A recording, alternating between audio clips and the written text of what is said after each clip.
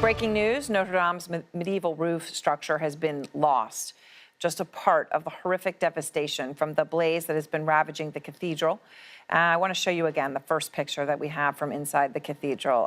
There it is. And obviously, that cathedral is not something anyone is going to be able to go into for a long time. But these are the first images that we have. And you can still see that heat and fire there at the top of the arches. Of course, it's impossible to know the full extent of the damage right now. That's the bottom line. Tom Foreman is out front to give us a sense of how big the fire is, the best that you can tell us right now. Tom, I mean, you have hundreds of firefighters who are working under incredibly difficult circumstances, very dangerous circumstances. Yeah, and this wasn't an easy fire to get to either, Aaron. Those pictures are just stunning you were showing a minute ago here. Look, there are 9 different bridges that lead to Ile de la Cité, which is in the middle of the River Seine. It's an island, and they had to get through that in rush hour traffic to try to reach the cathedral. And bear in mind, the height was a big issue, too. We believe from all the images that the fire started somewhere around the base of this spire in the middle, and then it shot up that spire. This tip right up there, that's a football field above the ground, so you get a sense of how high they were having to work. So what was underneath all of this as it spread to the entire roof? Well, we know that underneath was, as your previous guest noted, extraordinary treasures, a beautiful, soaring, open space. There were, in certain areas here, like the area called the choir, really intricate and beautiful carving. So there was a lot of wood inside this stone building to feed the fire. There were also other things that would draw a lot of attention to people here. For example, the organ. This was last renovated in a big way in 1730, but it's older than that. It has more than 8,000 pipes, 5 keyboards. We don't really know the fate of the organ at this point. One of the most famous musical instruments in the world. And, of course, the rose windows, just mentioned a moment ago. About 13 million tourists a year come, and this is one of the main things that draws them. These extraordinary pieces of stained glass, some of the best you'll find anywhere on the planet, Aaron. And that's just some of the history, Tom, of what's inside that building that, of course, the president of France had just said is, the heart and soul of France. Obviously, it's a Catholic cathedral. It's a religious building, but it is much, much more than that. Oh, yeah, there's a reason this is a World Heritage Site. Remember, this is where Napoleon became an emperor. This is where Joan of Arc started on her path to becoming a saint.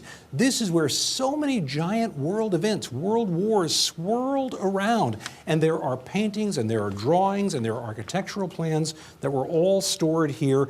Notably, there is also this. You may have heard people talk about the crown of thorns. This is a religious relic which true believers believe is the crown worn by Christ on his way to crucifixion. Imagine the importance of this relic during this Easter season.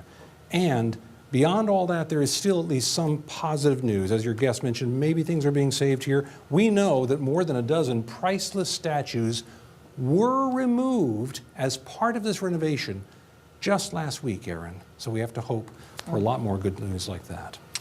All right, Tom Foreman, thank you very much. I want to go now to John LaFemina, former battalion chief for the New York Fire Department. And John, look, I appreciate your time. You've got over 6 hours so far of the fire, and obviously you have parts, as you can see from those first internal pictures, where it is still, whatever that structure may be that we are looking at in some of those, but completely red with the heat. What makes it so difficult to put out a fire like this one? Well, the age of the building, the type of construction, the components that it's made from, mostly non-combustible surrounding exterior. That's still what's remaining. All the roof supports, all the interior framing is all wood. Very dry, burns very well. And you saw how quickly the fire spread. And that's what you're seeing as what's left, and is probably going to burn for a while until it either extinguishes itself or the water does. And the question on this one, you obviously, the point you're pointing out, there's so much wood in there, but you have all of this stone and obviously 850-year-old structure of, bits and pieces constructed over hundreds of years. But I mean, you're talking about an incredible amount of stone, and stone that I would imagine they fully know exactly how secure or insecure it is given the age of the building. Well, before the fire, of course, it was probably very secure, probably almost as secure as when it was built in whatever chronological order it came. The fire does change that, right? We have some serious structural damage. We have some loads placed on the structure that we weren't intending, so we don't know what was weakened and what wasn't. That's going to come after the fire is extinguished. From what I've seen, looking at the internet, I see some. It looks like the exterior structure will remain intact. There could be localized collapses, inward or outward, depending upon how the heat has affected that. But it looks like most of it, the masonry part will stand. And then, of course, whoever is technologically capable of determining what's needed to make sure it's structurally sound to rebuild will have to do that. John, during all of this today, President Trump tweeted, "So horrible to watch the massive fire at Notre Dame Cathedral in Paris. Perhaps flying water tankers could be used to put it out. Must act quickly." In all of this, what was happening today, obviously the French Civil Defense Agency was angry enough to respond in English. Well, they tweeted in English this after that. "Hundreds of firemen of the Paris Fire Brigade are doing everything they can to bring the terrible fire under control. All means are being used except for water bombing aircrafts, which, if used, could lead to the collapse of the entire structure of the cathedral." Now, obviously, John, I'm not asking you to weigh in on the politics of the president weighing in with his personal opinion on a fire or their decision to respond. But they obviously wanted to dismiss what he said, suggesting this flying water tankers. Why would that not have worked? Well, I think for the reasons they said, you may have a load that hits the building. The water has a weight, and it can come down with significant force and cause a collapse that's unintended.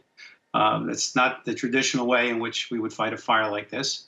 That's more for forest fires, where the damage that may incur is not critical to kind of keeping the structure as much intact as possible. All right. Thank you very much for explaining that so clearly. John, thanks for your time. Okay, thank you.